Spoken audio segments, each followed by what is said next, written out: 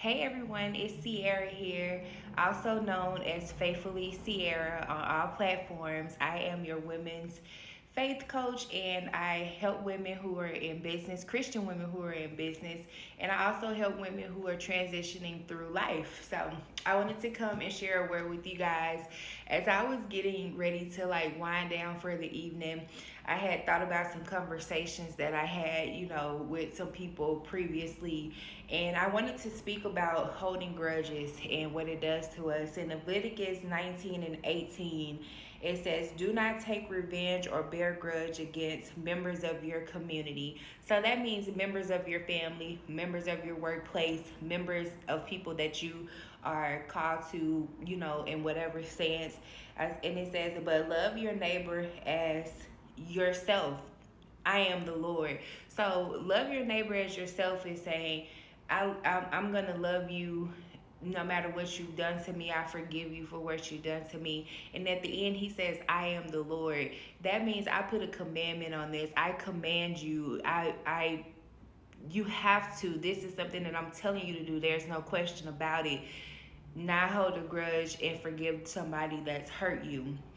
So, what that brings me to is, just looking at life in the way that things are happening, very fast. And I know people can do some very hurting things. They can do some very disheartening things against us, and that's their own heart. You can't go in and change a person's heart. All you could do is pray for them. But as for yourself, if they've wronged you, like I've held grudges against people in life, but I also had to have God to correct me because I started to get sick. I started to feel ill and depressed and sad and angry. Like, why am I angry and frustrated? Just because I'm still holding a grudge for somebody from 20 years ago. I'm still holding a grudge against my friend, or I'm still holding a grudge against my sister. So grudges not only hurt the person that you're holding a grudge against, but it hurts you. It's gonna hurt you more because holding grudges in your heart can cause hardening of your heart, like a dark heart. You can have a very dark heart, and it'll cause physical ailments in your body. It'll cause you to be sick. Do y'all not understand how real it is out here? Like, the body is housing our spirits. So just imagine if you have something that in your spirit that's not good, what it's gonna do to your body. It's just like waking up on payday. You feel real good. You like, yes, it's Friday. I just got paid. But let's talk about the time like a bill came up, or they was about to come repo your car or something, and you didn't have a check. You feel real bad about that. Like, that makes you feel bad that you couldn't pay your car note and they're about to come take your car. So we know the feeling of good and we know the feeling of bad. But I just wanted to come share this word with you.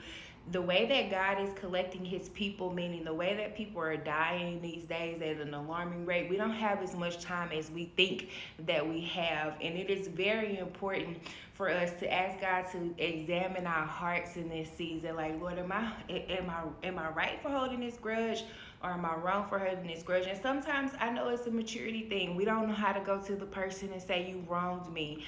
We don't know how to go in love and say, "Hey, what you did, it really hurt my feelings." And what that does is that open up the opportunity for the next person to apologize to you for what they have done to you. Because sometimes people wrong us and we be quiet and we expect them to know, but sometimes people don't even know that you were offended by something that they done. So discernment and maturity says, "Lord, examine me, and Lord, I want to talk about this situation with this person.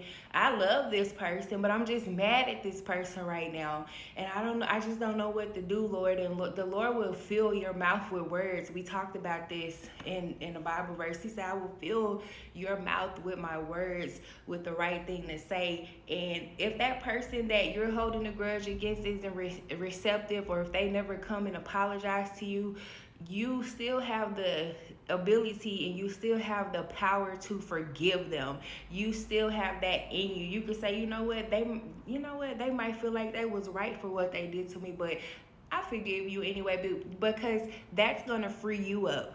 That's going to free you up. That's going to free your mind. That's going to free your mental health. That's going to free your heart up. So study this. Leviticus chapter 19, verse 18. And it says, "Do not take revenge, or bear a grudge against members of your community, but love your neighbor as yourself. I am the Lord. And I'm going to end it with that. I hope you guys have a very blessed night, and I will talk to you next time. Bye.